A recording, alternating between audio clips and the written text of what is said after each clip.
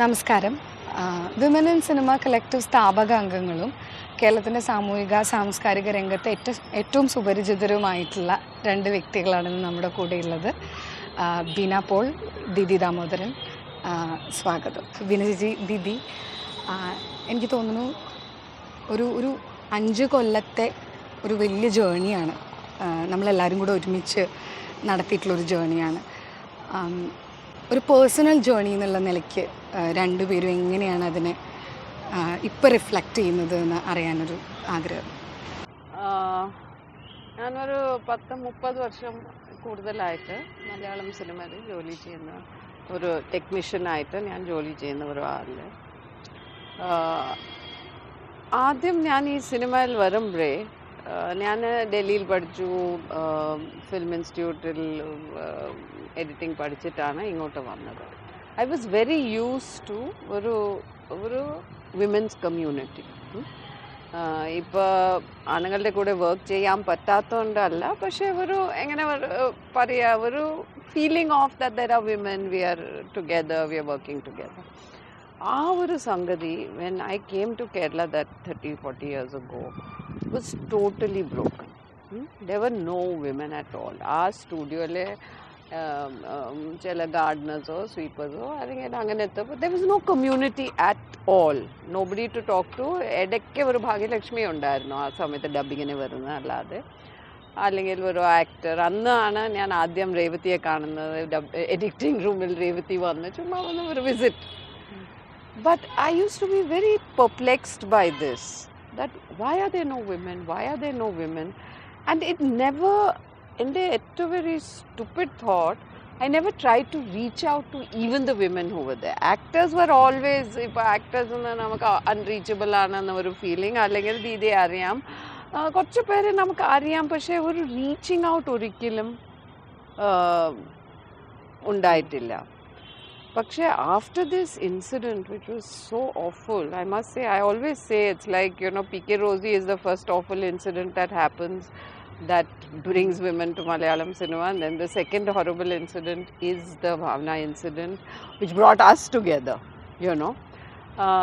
and suddenly we started talking to each other. It was such a revelatory moment, because suddenly you thought, what happened? Why was it for 20 years, 30 years we never found each other? So that was, I think, the most wonderful feeling of discovery of women who are thinking alike, women who have the same issues, have the same dreams, have the same fire in the belly undallo. We all had that, which I really thought was such a wonderful feeling. I can never forget those days. It was ഒരു മാതിരി high ആയിട്ട് ഇരിക്കുന്ന പോലെയാ. ഞങ്ങളെ കാണുന്നു, ഒരുമിച്ച് ആലോചിക്കുന്നു, ആ ലോഗോ ഉണ്ടാക്കുന്നു, എല്ലാം കൂടെ ഒരു അല്ലേ. ഞാനും ഈ പറഞ്ഞ പോലെ, കാരണം ഈ ഇതുപോലെ ഇത്ര സിനിമയിലുള്ള അനുഭവം അങ്ങനെയൊന്നുമില്ല. ഐ വാസ് ഇൻ ടു പഠിക്കുകയും ഒക്കെ ചെയ്തുകൊണ്ടിരിക്കുകയായിരുന്നു. But in the main time ഞാൻ ഒരു 70+ മൂവി എഴുതിയിട്ടുള്ള അച്ഛൻ്റെ സ്ക്രൈബായിട്ട് വർക്ക് ചെയ്യുന്നുണ്ടായിരുന്നു. I was always the fair copy assistant. അപ്പോൾ PhD ചെയ്യാൻ നേരത്ത് women on off and behind the screen ആയിരുന്നു എൻ്റെ topic. So that is when I realise that I was actually wondering, എന്താണ് ഈ പെണ്ണുങ്ങളാരും റൈറ്റേഴ്സായിട്ടില്ലാത്തത്. അതൊരു വലിയ വോയിഡ് ശൂന്യത ആയിരുന്നു. അപ്പോൾ ഞാനിങ്ങനെ അതുകൊണ്ടാണ് ഇനി അതിലൊരു സ്ഥലം വേണം, അവിടെയും കൂടെ സ്ത്രീകൾ വേണം. എന്നിട്ട് എനിക്കത് മനസ്സിലാവുന്നില്ല, കാരണം ഒരുപാട് കഥകൾ എഴുതുന്ന സ്ത്രീകളുണ്ട്. പിന്നെ അങ്ങനെ നോക്കുമ്പോഴാണ് ലിറിസിസ്റ്റ് ഇല്ല, നമുക്ക് മ്യൂസിക് ഡയറക്ടേഴ്സ് ഇല്ല. അപ്പോൾ അതെന്തുകൊണ്ടാണ് അവിടെ സ്ത്രീകളില്ലാത്തത് എന്നുള്ള ഒരു വലിയ ഒരു വേവലാതി പോലെയായിരുന്നു. അത് ഒരു അന്വേഷണമായിരുന്നു. പിന്നെ ബേസിക്കലി ഞാനൊരു ഭയങ്കര ഫെമിനിസ്റ്റ് ആസ്പിറേഷൻസ് ഉള്ള ഒരാളായതുകൊണ്ട് എൻ്റെ എവറി ആക്ട് നമ്മൾ പറയുന്നത് പുറത്തേക്ക് വരുന്നത് ഒരു ഫെമിനിസ്റ്റ് ആക്ടായിട്ട് തന്നെ ആയിരുന്നു. ഈ WCC എന്ന് പറയുന്നത് ഫോം ചെയ്യുന്നത് ആസ് ബിന സെറ്റ് അതൊരു ഓർഗാനിക്കായിട്ട് ഉണ്ടാവുന്നതാണ്. ഇറ്റ് വാസ് ടു ഇന്നവിറ്റബിൾ അങ്ങനെ പറയേണ്ടി വരും തോന്നുന്നു. കാരണം most of us we knew each other, പക്ഷെ കുറേ ആൾക്കാരെ നമ്മൾ അപ്പോഴാണ് കാണുന്നത്. ഇത് ഈ കല്യാണം കഴിച്ച പിറ്റേ ദിവസം മുതൽ ഭർത്താവ് നമ്മൾ പണ്ട് അറിയുന്ന ആളെ പോലെയായിരുന്നു. ഒരു ഓവർനൈറ്റ് ബോണ്ടേജാണത്. അത് പിന്നെ പറഞ്ഞത് ആ രാത്രികൾ നമ്മൾ ഇരുന്ന് ആ ലെറ്റർ ഡ്രാഫ്റ്റ് അതെങ്ങനെയാണ് അത് എക്സ്പ്ലെയിൻ ചെയ്യേണ്ടതെന്ന് അറിഞ്ഞൂടാ. ആ ബോണ്ട് ഇപ്പോഴും വളരെ കൂടുതലാണ്.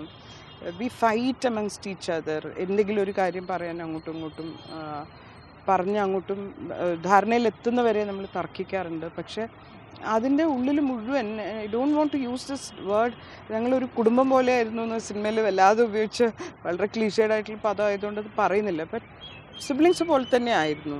മോർ ലൈക്ക് നമുക്ക് പരിചയമുള്ള സിബ്ലിംഗ് ആയതുകൊണ്ട് പറയാം. അത് പറ്റുമായിരുന്നു. ലൈക്ക് പരസ്പരം ഒരു കോസിനാന്നുള്ള കാര്യത്തിൽ ആർക്കും സംശയം ഉണ്ടായിരുന്നില്ല. കാരണം വളരെ വ്യത്യസ്തമായിട്ടുള്ള ഒപ്പീനിയനും വ്യത്യസ്തമായിട്ടുള്ള വാക്ക് ഓഫ് ലൈഫിനും വരുന്ന ആൾക്കാർ ഒരു ഇതിനുള്ളിൽ നമുക്ക് പിരിഞ്ഞു പോകാൻ പറ്റാത്ത വിധം ഹോൾഡ് ചെയ്യുന്ന അത്രയും സ്ട്രോങ് ആയിട്ടുള്ളൊരു കോസ് എൻ്റെ പിന്നിലുണ്ടായിരുന്നു. നിമിത്തമായത് തീർച്ചയായിട്ടും ഭാവനയുടെ കേസ് തന്നെയാണ്. ആ കുട്ടിയെ നിന്ന് തീരുമാനിച്ച് എൻ്റെ പരാതിയുണ്ട് എന്ന് പറയുന്നതാണ് ദാറ്റ്സ് എ റിയൽ ആക്ട്. ഇതൊക്കെ അതിൻ്റെ റെപ്ലിക്കേഷൻസ് ആയിട്ടാണ് നമ്മൾ ഇപ്പോഴും കാണുന്നത്. നിപ്പ് നിന്നു എന്നുള്ളത് അല്ലേ? തീർച്ചയായിട്ടും തീർച്ചയായിട്ടും. പിന്നെ ഈ പറഞ്ഞ പോലെ തന്നെയാണ് നേരത്തെ ഇതിലൊന്നും സ്ത്രീകളില്ലാത്ത പോലെ മലയാള സിനിമയ്ക്ക് മാതാവും ഇല്ല. നമുക്ക് JC ഡാനിയലല്ലേ ഉള്ളൂ. അപ്പോൾ PK റോസിയെ നമ്മൾ നെഗ്ലക്റ്റ് ചെയ്തതിൻ്റെ കോൺസിക്വൻസ് ആണ് മലയാള സിനിമ ഈ 93 വർഷവും അനുഭവിക്കുന്നത്. ഇതിൽ ആ കറക്ഷൻ നടന്നിട്ടില്ലെങ്കിൽ നിർബന്ധമായിട്ടും വരും തലമുറ ചോദിച്ചാൽ നമ്മൾ ഉത്തരം പറഞ്ഞേ പറ്റുള്ളൂ. നിങ്ങൾ എന്ത് ചെയ്യായിരുന്നു? നമ്മളെപ്പോഴും പറയുന്ന കാര്യമാണ്. അതെന്തായാലും ഉണ്ടാവും. ഇപ്പം എനിക്ക് തോന്നുന്നു ഇനി സൈക്കിൾ മുട്ടിച്ചത്താലും കുഴപ്പമില്ല, നമ്മളെന്തോ ചെയ്തിട്ടുണ്ട്. ദീദി പറഞ്ഞ പോലെ നമ്മൾ ഈ വിത്ത് ദ കളക്റ്റീവ് നമ്മളും ഇവോൾവ് ചെയ്യാന്ന് പറയുന്നൊരു എക്സ്പീരിയൻസ് എനിക്ക് തോന്നുന്നു. അതുമായിട്ട് പല ഘട്ടത്തിലായിട്ട് മറ്റൊരു ഫേസിലാണ് ഞങ്ങളെപ്പോലുള്ള കുറേ പേര് അതിൻ്റെ ഭാഗമാകുന്നത്. നമുക്കൊക്കെയും അങ്ങനൊരു എക്സ്പീരിയൻസ് ഉണ്ട്. ഇപ്പോൾ എനിക്ക് തോന്നുന്നു ഒരുപാട് പേര് ചോദിക്കുന്നൊരു ചോദ്യം എന്ന് പറയുന്നത് നമ്മുടെ കളക്റ്റീവിൻ്റെ സ്ട്രക്ചർ എങ്ങനെയാണ് വർക്ക് ചെയ്യുന്നത് എന്നുള്ളതാണ്. നമ്മൾ ഈ പറഞ്ഞ പോലെ നിരന്തരം നെഗോഷിയേറ്റ് ചെയ്തും തർക്കിച്ചും അങ്ങോട്ടും ഇങ്ങോട്ടും ഈ പറഞ്ഞ പോലെ അഭിപ്രായ വ്യത്യാസങ്ങളുണ്ടായും ഇതിങ്ങനെ കറക്റ്റ് ചെയ്ത് വരുന്നൊരു മെക്കാനിസം ആണല്ലോ. അപ്പോൾ അതിൻ്റെ ഒരു സ്ട്രക്ചർ എങ്ങനെയാണ് വർക്ക് ചെയ്യണമെന്ന് അറിയാൻ ആളുകൾക്ക് താല്പര്യം ഉണ്ടാവും. എനിക്ക് തോന്നുന്നു ദീദി പറയുന്നതാണ് നല്ലത്. അതായത് നമുക്ക് ഏറ്റവും കൂടുതൽ ക്രിറ്റിസിസം, പരിഹാസം, അല്ലെങ്കിൽ ഒരു സ്ത്രീ നേരെ നിവർന്ന ഒരു കാര്യം ശബ്ദിച്ചു തുടങ്ങുമ്പം അത് എന്തായാലും ഉണ്ടാവും. പക്ഷെ അതിനേക്കാളും ഒക്കെ നമുക്ക് ഏറ്റവും കൂടുതൽ ഉത്തരം പറയേണ്ടി വന്നിട്ടുള്ളത് ഈ വാക്കിനെ ചൊല്ലിയാണ്, സ്ട്രക്ചർ എന്നുള്ളതാണ്. അതൊരു പതിവ് രീതി ആയിരിക്കില്ലല്ലോ എന്നുള്ള തിരിച്ചറിവ് ബൈനവ ആൾക്കാർക്ക് മനസ്സിലായിട്ടുണ്ടാവും തോന്നുന്നു. അതൊരു പിറ്റ്ഫോളുമാണ്. ഏത് സമയത്തും നമുക്ക് കൺവെൻഷനലായിട്ടുള്ള വളരെ പാട്രിയാർക്കലായിട്ടുള്ള പിരമിഡലായിട്ടുള്ള ഒരു സ്ട്രക്ചറിലേക്കുള്ള ഇൻവിറ്റേഷൻ വളരെ കൂടുതലാണ്. എമംഗ്സ്റ്റ് അസ് നമുക്ക് പോലും ആ ചാലഞ്ച് എങ്ങനെ ഏറ്റെടുക്കാൻ പറ്റും എന്നുള്ള ഒരു വേവറിങ് നമുക്കും ഉണ്ടാവും. ആ സ്ട്രക്ചർ ഉണ്ടായാൽ നമ്മൾ ഒരിക്കലും ഒരു ഓൾട്ടർനേറ്റീവ് ആവുന്നില്ല എന്നുള്ള തിരിച്ചറിവുള്ള ഒരു കൂട്ടം ആൾക്കാരും ഉണ്ടായിരുന്നു. അതിനെപ്പറ്റി നല്ല ബോധ്യമുള്ള ആൾക്കാരും ഉണ്ടായിരുന്നു.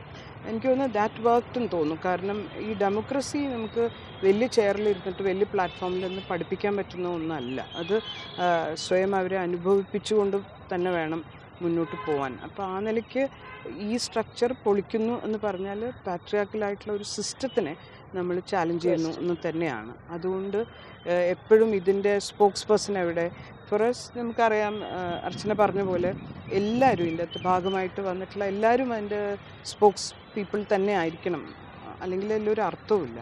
പിന്നെ ഇതിൽ ആരുടെങ്കിലും സമ്മതം വാങ്ങിയിട്ട് നമ്മൾ കാര്യങ്ങൾ ചെയ്യുക, ഇതിന് ആരെ അപ്രോച്ച് ചെയ്യണം, ഇതിലാരെയും അപ്രോച്ച് ചെയ്യാം എന്നുള്ളതും ഒരു ലാറ്ററൽ സ്ട്രക്ചർ അത്ര പരിചിതമല്ലെങ്കിലും ഇപ്പം ഏറെക്കുറെ ആൾക്കാർക്ക് അത് മനസ്സിലായി തുടങ്ങിയെന്ന് തോന്നുന്നു. എസ്പെഷ്യലി കളക്റ്റീവ് എന്ന് പറഞ്ഞാൽ എന്താണെന്ന് ഇപ്പം ലോകത്തിൽ ചർച്ച ചെയ്യുന്നൊരു വാക്കുമാണ്. നേരത്തെ ഉള്ള പോലെ ഒരു ഓർഗനൈസേഷൻ വാക്കുകൾക്കൊക്കെ വലിയ പ്രാധാന്യം ഉണ്ടെന്ന് തോന്നുന്നു. കാരണം ഒരു വിഭാഗത്തിനെ നോക്കി നമ്മൾ ബാക്ക്വേർഡ് എന്ന് വിളിക്കുമ്പോൾ അവർ നമ്മൾ ബാക്ക്വേർഡ് ആക്കുന്നുണ്ട്. പകരം വാക്കുകൾ കണ്ടെത്തിയേ പറ്റുള്ളൂ. അതുകൊണ്ട് തന്നെ WCC ഒരു സംഘടന, ഓർഗനൈസേഷൻ എന്നൊക്കെ പറയുമ്പോൾ പെട്ടെന്ന് ഓർമ്മ വരുന്ന ഓർഗനൈസേഷൻ അല്ല. അതുകൊണ്ട് എനിക്കൊന്ന് register and re-register the word collective, ആ വാക്ക് ഉറപ്പിച്ച് തന്നെ പറയേണ്ടതുണ്ട് എന്ന് തോന്നുന്നു. പിന്നെ എനിക്ക് പറയാനുള്ളത്, ഇത് theoretically it's A very interesting concept, ഈ ലാറ്ററലായിട്ട് വർക്ക് ചെയ്യുന്നത്. പക്ഷേ practically it's very tough. It's very tough, but it's very challenging, but I think it has made the collective grow. Karyam, every decision is a collective decision. Now to get that decision is not an easy thing. Nangala etra prayasham varu sadhanam ezhudiyalum allengil varu endengil varu action plan cheydalum, it's a very very complex process of decision making. But I feel that what it has done is it has involved each of us and made us all think. And it has made us all grow because of that. Because each one has to take a stand and think about it and make an opinion. Often people don't give opinions, sometimes we are lazy, all that is there, sometimes we get very frustrated. But I think what has stood the collective the most is the fact that we have taken collective responsibility. That we do not say that it is some president or some secretary or some treasurer who is making these decisions. All together we struggle, but we make the decision. So it is a challenging structure or a lack of structure, but I think it has, otherwise we have to also understand the nature of this collective, where there are women from various types of backgrounds, various positions in the profession. So to have to make it an equal playing field is very important. That the person who may be the most powerful in terms of the profession has to have the same voice as the person who doesn't have that power in the profession. Otherwise, we are just catering, or we are falling into the same trap as any other organization. So I think that is the challenge of this, that we truly achieve within the organization lateral structure which may not reflect in our profession as in our daily life profession. But when you come into the collective, you are all just the same. So ഇപ്പം Beena Paul എന്നുള്ളൊരു പേര് വ്യക്തിപരമായിട്ട് ചോദിക്കുകയാണെങ്കിൽ ഇപ്പം IFFK പോലൊരു international film ഫെസ്റ്റിവലിനെ build ചെയ്തിട്ടുള്ളൊരു ആളാണ്. അല്ലെങ്കിൽ ചലച്ചിത്ര അക്കാഡമിയുടെയും കുറേ വർഷത്തെ ഒരു പക്ഷേ കേരളത്തിൻ്റെ ഒരു ഫിലിം കൾച്ചറിലൊക്കെ കൃത്യമായ കോൺട്രിബ്യൂഷൻ കൊടുത്തിട്ടുള്ള ഒരാൾ എന്നുള്ള നിലയ്ക്ക് ഇപ്പോൾ ഒരു especially being part of A collective, women in cinema collective, film makers ആയിട്ടുള്ള സ്ത്രീകൾ, ടെക്നീഷ്യൻസ് ആയിട്ടുള്ള സ്ത്രീകളൊക്കെ കൂടുതൽ വരുന്നൊരു സമയം കൂടിയാണല്ലോ. എങ്ങനെയാണ് ബിനിചേച്ചി അതിനെ കാണുന്നത് ഇപ്പോൾ നിലവിലൊരു സാഹചര്യത്തെ? എനിക്ക് ഇതാണ് ഞാൻ പറയുന്നത്, എനിക്ക് പണ്ടേ ഉണ്ട് ഇത്. I don't see any dichotomy. I have always placed myself as a woman in a very male system. I've always done it right from, I think, I don't know, maybe as she says that when we grew up with these understandings about ourselves. So that has not changed, but certainly I think with the coming of the collective, there is more voice that I feel that one should give. So whether it is in forums, whether it is in discussions, whether in whatever it is, I do think this representation has become more crucial. പണ്ട് ഞങ്ങൾ okay ഒരു സ്ത്രീയെ വയ്ക്കുക, ചെറിയ tokenism, ചെറിയ you know ഒരു guilty feeling അങ്ങനെയൊക്കെ ഉണ്ടായിരുന്നു. പക്ഷെ now it's not that. It is like on the stage of IFFK when I said that we are here because we are professionals, and now that is what I have understood completely without a dichotomy. So I don't feel split at all.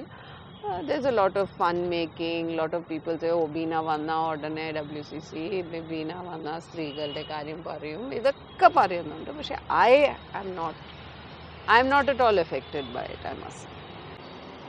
So Didi, ഇപ്പം മലയാള സിനിമയുടെ ഒരു തൊഴിലിടം, അല്ലെങ്കിൽ എനിക്ക് തോന്നുന്നു even content, text, അതിനകത്ത് വരുന്ന ഒരു ഭാവുകത്വം എന്ന് പറയുന്നതും ഭയങ്കരമായിട്ട് ഈ ജെൻഡറുമായി ബന്ധപ്പെട്ടുള്ള ഡിസ്കഷൻസിലാണല്ലോ. ഒരു പക്ഷേ അതിഭീകരമായ രീതിയിൽ പൊളിറ്റിക്കലി കറക്റ്റ് ആവാനുള്ള ശ്രമങ്ങളും ഒക്കെ കണ്ട് നമ്മളിങ്ങനെ നമ്മൾ ഒബ്സർവ് ചെയ്തുകൊണ്ടിരിക്കുന്ന സമയമാണ്. അപ്പോൾ ഇത്തരത്തിലുള്ളൊരു കളക്റ്റീവ് തുടങ്ങി വെച്ചൊരു ഡയലോഗ്, ആ ഡയലോഗ് ഏതൊക്കെ തരത്തിലാണ് മലയാള സിനിമയെ മാറ്റിയിട്ടുള്ളത് എന്നാണ് ദീദിക്ക് തോന്നുന്നത്? എനിക്ക് ഇപ്പോൾ റേപ്പ് എന്ന് പറഞ്ഞ ഒരു വാക്ക് എന്നെ സംബന്ധിച്ച് സിനിമയിൽ കണ്ട ഒരു കാര്യമാണ്. അത് വളരെ ഇസ്തറ്റിക്കലി പ്ലസൻ്റ് ആയിട്ടുള്ള ഒരു ഏരിയ റേപ്പ്. ഈവൻ ഞാൻ ഓഡിയനായിരിക്കുമ്പോൾ ഞാൻ വെയിറ്റ് ചെയ്യും ഒരു സിറ്റുവേഷനിൽ റേപ്പ് നടക്കാൻ. കാരണം അങ്ങനെയാണ് അതിൻ്റെ നെക്സസ് വർക്ക് ചെയ്യുക. നമുക്ക് അതൊരു നല്ല ആക്റ്റാണ്. മീനിങ് ഇസ്തറ്റിക്കലി എന്തോ കാരണം കൊണ്ട് നമുക്ക് എൻജോയ് ചെയ്യാൻ പറ്റുന്ന ഒരു ആക്റ്റായിട്ടാണ് സിനിമ അത് കാണിച്ചിട്ടുള്ളത്. ഞാൻ 91 വിമൻ ഇൻ്റർനാഷണൽ വിമൻ കോൺഫറൻസ് നടക്കുമ്പോൾ റേപ്പ് ചെയ്യപ്പെട്ട കുറേ അണ്ടർ ഏജ് ആയിട്ടുള്ള കുട്ടികളെ ട്രാൻസ്ലേറ്റ് ചെയ്യേണ്ട ഒരു പണി ചെയ്തിട്ടുണ്ടായിരുന്നു. ആ സമയത്താണ് അത് ട്രാൻസ്ലേറ്റ് ചെയ്യുമ്പോഴാണ് ആ ജേർണി ശരിക്കും എന്താണെന്ന് ആ കുട്ടികൾ പറയുമ്പോൾ നമ്മളത് ട്രാൻസ്ലേറ്റ് ചെയ്ത് ഓഡിയൻസിന് പറയുമ്പോഴാണ് അത് എത്ര ഭീകരമാണെന്നും ഇത് തമ്മിലുള്ള ഡിഫറൻസ് എന്താണെന്നും നമ്മൾ അറിയുന്നത്. പിന്നെ ഞാനൊരു സ്റ്റഡി പിന്നീട് മീനപ്പിള്ള എഡിറ്റ് ചെയ്ത ആ ബുക്കിന് വേണ്ടി നടത്തിയപ്പം റേപ്പ് ഇൻ മലയാളം സിനിമ എന്ന് പറഞ്ഞ ഒരു ഏരിയ ആയിരുന്നു ഞാൻ എഴുതിയത്. അതിലാണ് ഞാൻ മനസ്സിലാക്കുന്ന മലയാള സിനിമയിലെ എല്ലാ നടന്മാരടക്കം സിനിമയിൽ റേപ്പ് എനാക്ട് ചെയ്തിട്ടുണ്ട്. പക്ഷേ മലയാള സിനിമയിൽ ഒരിക്കലും അതിൻ്റെ പേരിലൊരു കേസ് ഫയൽ ചെയ്തിട്ടില്ല. പോലീസ് സ്റ്റേഷനിൽ പോയിട്ട് ഇന്ന ആളെ റേപ്പ് ചെയ്തതിൻ്റെ പേരിൽ നടപടി വേണം എന്ന് പറഞ്ഞ ഒരു പ്രവൃത്തി സിനിമയുടെ ഇതിവൃത്തത്തിനകത്ത് ഉണ്ടായിട്ടേ ഇല്ല.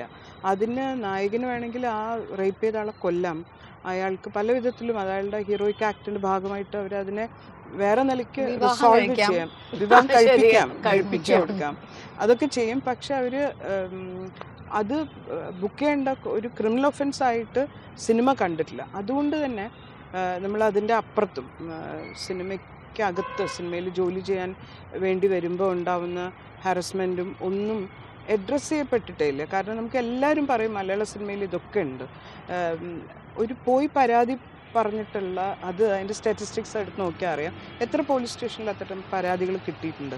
അപ്പം അത് ആ കോൺസെപ്റ്റ് ആക്ച്വലി ഈ റേപ്പ് എന്നുള്ള കോൺസെപ്റ്റ് അതൊക്കെ നമുക്ക് മാറുന്നത്, അതൊക്കെ നേരത്തെ പറഞ്ഞ പോലെ അതിന് ഒരു ഡിഫറെൻറ്റ് ഡയമെൻഷൻ അതിന് ഉണ്ടാവുന്നതൊക്കെ ഇതിൽ കൂടെയാണ്. പിന്നെ ഈ പൊളിറ്റിക്കൽ കറക്റ്റ്നെസ് ഇപ്പോൾ ഒരു ക്യാച്ച് വേർഡാണെന്ന് തോന്നുന്നു. പക്ഷെ അത് നിർബന്ധമായിട്ടും വേണ്ടതില്ലേ?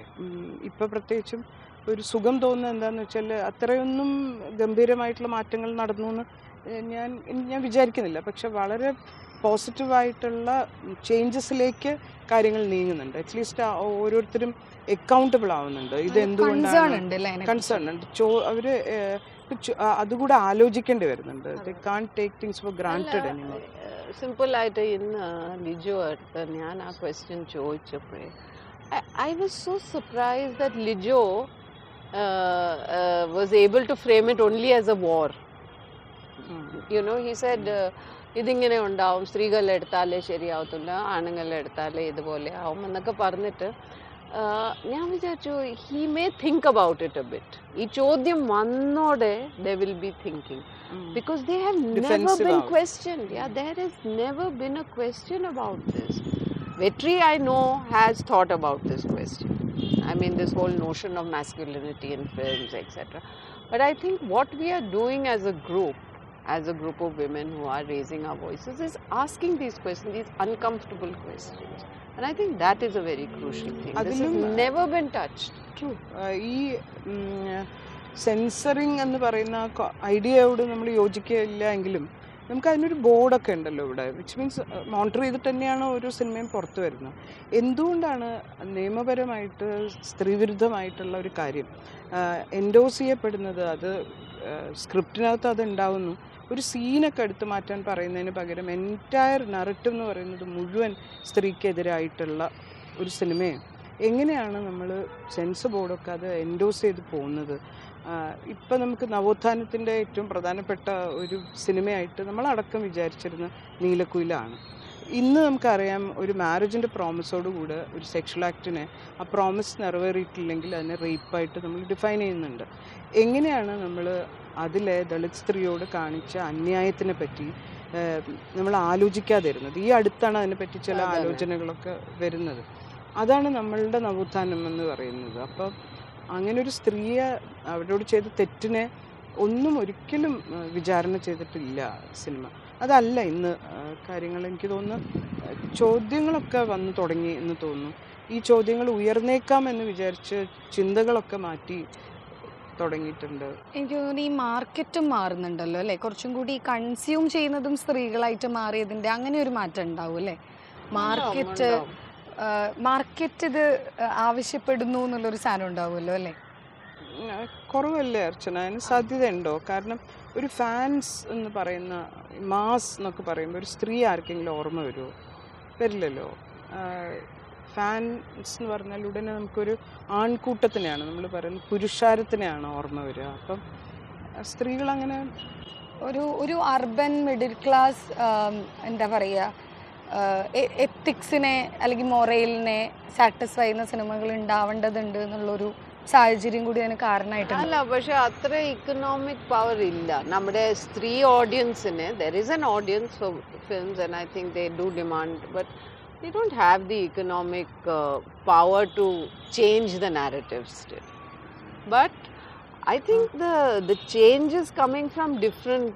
One is the OTT platforms dictating a lot of change because of the fact that because they have all these foreign boards and these corporates where you have to have all these correct, and there are a lot of women heading it. I must say, to give it to them, a lot of women are heading the OTT platform. So I think there is that consciousness, and that consciousness is trickling into the content of the OTT films, which will of course maybe, but still I think the mainstream, the star driven film is the same. കാരണം capital ഭയങ്കര patriarchal അല്ലേ? ആണുങ്ങളുടെ കയ്യിലല്ലേ പൈസ ഉള്ളൂ. അപ്പോൾ പിന്നെ അവർ ഇൻട്രസ്റ്റിനെ protect ചെയ്യാത്തൊരു narrative ഉടനെ സംഭവിക്കും, നമ്മളുടെ താല്പര്യത്തിനെതിരായ ഒന്നുണ്ടാവും എന്ന് നമുക്ക് വിചാരിക്കാനൊന്നും പറ്റില്ലല്ലോ. ഇപ്പം എന്താ പറയുക, ഇപ്പോൾ കളക്റ്റീവ് ഈ പറഞ്ഞ പോലത്തെ പല ഇൻഡസ്ട്രികളെ കുറിച്ചിട്ടുള്ള പഠനങ്ങളൊക്കെ നടത്തിയിട്ടുണ്ടല്ലോ. കോൺഫറൻസും അങ്ങനത്തെ കുറേ കാര്യങ്ങൾ നമ്മൾ റിസർച്ച് ഗ്രൂപ്പ് ഉണ്ട് നമുക്ക്. അപ്പോൾ ഇത്തരം സാധനങ്ങളെക്കുറിച്ചൊന്ന് പറയാം, എസ്പെഷ്യലി ഷിഫ്റ്റ് ഫോക്കസ് എന്ന് പറഞ്ഞിട്ടുള്ള ആ ഒരു കോൺഫറൻസിനെ കുറിച്ച്. അല്ല, എനിക്ക് പറയാനുള്ളത് that very early on in our journey we discovered that we are going to be an advocacy group. നമുക്ക് പോയി ഇപ്പോൾ എല്ലാ കേസ് ഫൈറ്റ് ചെയ്യാനോ അല്ലെങ്കിൽ കംപ്ലയിൻറ്റ്സ് എല്ലോ അങ്ങനെയല്ല നമ്മുടെ positioning is going to be as an advocacy group, and we are going to be watchdogs, and we are going to stand there and say watch out, right?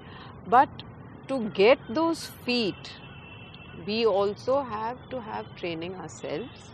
We have to have understanding ourselves. We have to be able to look at this industry, to look at films, etc.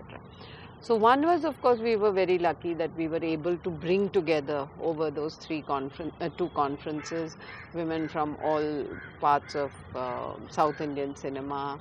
And it was a very important moment where we came together and spoke as women in the security of being in a women's space about what the problems we faced, etc. I mean, at one level it could be termed as a kind of complaining session, but it was far more positive because it created the energy of being together. So we had two conferences. We've come up on the basis of the conferences. Nangla recommendations undakitunda. Those recommendations are available. പിന്നെ ഈ the PIL ഈ കോടതിയിൽ ഞങ്ങൾ പോയി ഇപ്പോൾ അമ്മയുടെ fight ഇപ്പോൾ ഭാവനയുടെ കൂടെ നിൽക്കുന്നതെന്ന് പറഞ്ഞാൽ we decided that ഭാവനയുടെ കൂടെ നിൽക്കുന്നതെന്ന് പറഞ്ഞാൽ ഭാവന has to be given this space, right? So അമ്മന് when they were not able to give her that space, we had to leave. I mean, some of our members were forced to leave. But then we understood that there is negative proactivity and there is positive proactivity. And the positive proactivity of that was that we said, let's file a case. Who else can we turn to but the court? So we turned to the court. We've just got this landmark judgment. We turned to the government and asked for the HEMA commission. and said, study Committee. this Hema committee, study this industry. And very clearly the Hema committee's mandate was to understand how this, it was not a complaint cell. I think Justice Hema converted it into a, I mean, maybe it was the lack of understanding of the mandate. I don't know where there was some communication gap. And it became about sexual harassment, about how to, the stories of individual women. Whereas I think when we went to the CM, we were expecting a deeper study of the industry with recommendations. If there are 10 women working, you must have 20 toilets or 15 toilets. You must have a space for children to play. Whatever the recommendation. So unfortunately, the Hema committee has not given us that. We have our own recommendations. Plus we have posh training. We have, we try and build our resources so that as a group we know what we are talking about. So ഇപ്പോൾ ഈ ജഡ്ജ്മെൻറ്റിനെ പറ്റി പറഞ്ഞല്ലോ, അപ്പോൾ it's very difficult ഈ ഒരു നമ്മൾ fight ചെയ്യുന്ന കാര്യങ്ങളുടെ റിസൾട്ട് ഇങ്ങനെ നമ്മൾ ഉണ്ടായിരിക്കുമ്പോൾ കാണുക എന്ന് പറയുന്നത് വളരെ റെയർ ആയിരിക്കുന്ന ഒരു കാര്യമാണല്ലോ. അപ്പോൾ ആ ഒരു ജഡ്ജ്മെൻറ്റിനെ എങ്ങനെയാണ് നമ്മൾ, ഇത് ഇറ്റ്സ് ദ ഫസ്റ്റ് സ്റ്റെപ്പ് എന്നുള്ള നിലയ്ക്ക് തന്നെയാണ് നമ്മൾ കാണേണ്ടത്. എങ്കിൽ പോലും എന്തായിരിക്കും ഇനി അതിൻ്റെ ഇംപ്ലിമെൻറ്റേഷനുമായി ബന്ധപ്പെട്ടിട്ടുള്ള അടുത്ത ഒരു ഘട്ടത്തിലേക്ക് IC മാത്രമല്ല മറ്റെന്തൊക്കെയാണ് നമുക്കിനി മുന്നോട്ടുള്ള ഒരു ജേർണിയിൽ നമ്മളുടെ ഒരു ഫൈറ്റിൻ്റെ ഭാഗമായിട്ട് മുന്നോട്ട് വെക്കാൻ ഉണ്ടാവുക എന്നുള്ളത്? ഒന്ന് അർച്ചന, നമ്മൾ അറിയേണ്ടത് ഇത് നമ്മളായിട്ടൊരു നിയമം പോലും കൊണ്ടുവരുന്നതല്ല. അത് ഓൾറെഡി ഉള്ള ഒരു നിയമത്തിനെ ഇംപ്ലിമെൻറ്റ് ചെയ്യാൻ വേണ്ടി നമ്മൾ ഒരു ഡയറക്ഷൻ ഉണ്ട്. ഇപ്പോൾ നമ്മൾ കോടതി സമീപിക്കേണ്ടി വന്നു എന്ന് പറയുന്നത് തന്നെ ഈ കേരളത്തിൻ്റെ സാംസ്കാരികമായിട്ടുള്ള പാപ്പരത്വമാണ് കാണിക്കുന്നത്. അവർ എത്ര ജെൻഡർ ബ്ലൈൻഡാണ്. കാരണം ഇത് സിനിമയിൽ ഇത്ര കാലം നമ്മൾ പറഞ്ഞുകൊണ്ടിരിക്കുക, നേരത്തെ പറഞ്ഞ പോലെ CM-നോട് പോയിട്ട് പരാതിയായിട്ട് പറയാം, അതിനുവേണ്ടി ഒരു കമ്മിറ്റിയും അതിൻ്റെ മറ്റു റിസോഴ്സസ് മുഴുവൻ അതിനുവേണ്ടി ചിലവഴിക്കുക, എന്നിട്ട് അവസാനം അതൊന്നും അല്ലാതെ ആയി തീരുകയും ചെയ്യും. കമ്മിറ്റിയുടെ വെച്ച വിധമൊക്കെ വളരെ ഗംഭീരമായിരുന്നു. കാരണം ഒരു ഇത്രയും സീനിയറായിട്ടുള്ള ഒരു ആർട്ടിസ്റ്റ് ഉണ്ട് അതിനകത്ത്, വെറ്ററൻ, ഒരു റിട്ടയർഡ് IAS ഓഫീസർ ഉണ്ട്, പിന്നെ നമുക്ക് ഒരു ജുഡീഷ്യറി ഹെഡ് ചെയ്ത ഒരു സ്ത്രീ ഉണ്ട്. ഇതിനേക്കാളും കൂടുതലൊന്നും നമുക്ക് ചോദിക്കാനില്ലായിരുന്നു. പക്ഷേ ഔട്ട്കം വളരെ ദയനീയമായിരുന്നു. പിന്നെയാണ് ഈ PAL-ഉം നമുക്ക് പോണ്ടി വരികയാണ് വീണ്ടും കോടതിയിൽ. ഇപ്പം ഇനി അത് കഴിഞ്ഞാൽ അർച്ചന പറഞ്ഞ ശരിയാണ്, നമ്മൾ ഫസ്റ്റ് സ്റ്റെപ്പ് തന്നെയാണ്. കാരണം ഇതൊക്കെ ഉണ്ടായിട്ടും എന്ന് വെച്ചാൽ ഓൾറെഡി ഇവിടെ ലോ ഓഫ് ദി ലാൻഡ് ആയിട്ടുള്ള ഒന്ന് ഇരിക്കെ അത് നെഗ്ലക്റ്റ് ചെയ്ത് എങ്ങനെയാണ് നമ്മൾ കണ്ടിട്ടുണ്ട്. അതുപോലെയുള്ള അതേ കൈൻഡ് ഓഫ് ഇൻഡിഫറൻസും ഒക്കെ നമുക്ക് ഇതിനോടും നമുക്ക് കാണാം. പക്ഷേ നമുക്കാകെ ഉറപ്പുള്ളത് നമ്മളുണ്ടല്ലോ ഇവിടെ, അത് നമ്മൾ പറഞ്ഞുകൊണ്ടേയിരിക്കും. അത് ഇംപ്ലിമെൻ്റ് ചെയ്യുന്നത് വരെയും നമ്മൾ ശബ്ദിച്ചുകൊണ്ടേയിരിക്കും. നമ്മൾ as we often call ourselves will blow the whistle, നമ്മൾ വിസിൽ ബ്ലോവേഴ്സായിട്ട് തുടർന്നുകൊണ്ടേയിരിക്കും എന്നുള്ളത് മാത്രമേ ഉള്ളൂ. അല്ലാതെ ഇത് അതിൻ്റെ ഒരു അവസാനം B all and end all എന്ന മട്ടിലൊന്നും കാണുന്നില്ല. പക്ഷേ അച്ചീവ്മെൻറ്റ്, യെസ് ഓഫ് കോഴ്സ്, എടുത്ത ആ പ്രയാസത്തിൻ്റെ ഒരു ഉത്തരം കൊടുത്തു കഴിഞ്ഞിട്ടുണ്ട് ഇതിൽ. അതായത് ഇവരെ ശ്രദ്ധിക്കേണ്ടതില്ല എന്ന് വിചാരിച്ച ആൺദാഷ്ട്യത്തിനുള്ള മറുപടി ആണ് എന്തായാലും. അവരെല്ലാവരും ഇപ്പം തന്നെ ഓരോരുത്തരെയും പേഴ്സണലി വന്ന മാറ്റം നമ്മൾ കാണുന്നുണ്ട്. ഈ ഇവിടുത്തെ ഓർഗനൈസേഷൻസിൻ്റെയൊക്കെ തലപ്പത്തിരിക്കുന്നവർക്കൊക്കെ എനിക്ക് തോന്നുന്നു WCC അംഗങ്ങളൊക്കെ വിസിബിളായി തുടങ്ങി. അവർ ഇങ്ങോട്ടേക്ക് ഒരു ബിഫ്രണ്ട് ചെയ്യുന്നത് പോലെ നമുക്ക് കാണാമായിരുന്നു. അവർ അറഗൻസ്, ഞാൻ മുമ്പേ കണ്ടിട്ടുള്ള ആൾക്കാരുടെ അറഗൻസ് മാറിയ പോലെ എനിക്ക് തോന്നുന്നുണ്ടായിരുന്നു. അവരൊക്കെ ഇപ്പോൾ കഴിഞ്ഞ ദിവസം നമ്മളോട് ഇതിലെന്തൊക്കെ ചെയ്യാൻ പറ്റും എന്നുള്ള കാര്യമൊക്കെ വളരെ സൗഹാർദ്ദപരമായിട്ട് സംസാരിക്കാൻ തുടങ്ങിയിരിക്കുന്നു. അതൊക്കെ വലിയ ചേഞ്ചാണ്. പക്ഷേ ഡൈല്യൂട്ട് ചെയ്യുക എങ്ങനെയാണെന്ന് സ്ത്രീകൾക്ക് അറിയാം. നമ്മളുടെ ജേർണിയിൽ vigilance is on our part, has to be there on our part, but it is a law, it is a rule. There is no going back from the fact that this is now. എനിക്ക് തോന്നുന്നു 5 കൊല്ലമായിട്ടുള്ളൊരു journey ഇപ്പം നമ്മൾ നല്ലൊരു, ഇപ്പോൾ ദീദി പറഞ്ഞ പോലെ നല്ലൊരു ഫേസിലാണ് നിൽക്കുന്നത്. IC-ആയി ബന്ധപ്പെട്ടുള്ള ജഡ്ജ്മെൻറ്റ് വേറെ തരത്തിൽ ഇൻഡസ്ട്രിയിലും ഇൻഡസ്ട്രിക്ക് പുറത്തും ഇൻഡസ്ട്രിയുടെ ഭാഗമല്ലാത്ത ഇടങ്ങളിൽ, സാംസ്കാരിക ഇടങ്ങളിലൊക്കെ ഒരു പക്ഷേ വിമൻ ഇൻ സിനിമ കളക്റ്റീവിനോടുള്ള സമീപനം അല്ലെങ്കിൽ ഈ കളക്റ്റീവ് മുന്നോട്ട് വെച്ചൊരു കോൺവെർസേഷനോടുള്ള ഒരു സമീപനം മാറുന്നത് ഭയങ്കര വിസിബിളായി തുടങ്ങിയിട്ടുണ്ട് എന്നുള്ളൊരു പോയിന്റിൽ തന്നെ ആ പ്രതീക്ഷയിൽ തന്നെ നമുക്ക് അവസാനിപ്പിക്കാം. എനിക്ക് തോന്നുന്നു ഈ ഡിസ്കഷൻ തുടരും. കോൺസ്റ്റൻ്റ് ആയിട്ടുള്ള ഒരു ഇടപെടലാണല്ലോ കളക്റ്റീവിൻ്റെത്. സോ ആ ഒരു കളക്റ്റീവ് ഇൻട്രസ്റ്റിൽ നമുക്ക് ഈ പറഞ്ഞ പോലെ സംഭാഷണം തുടരാം. Thank you so much.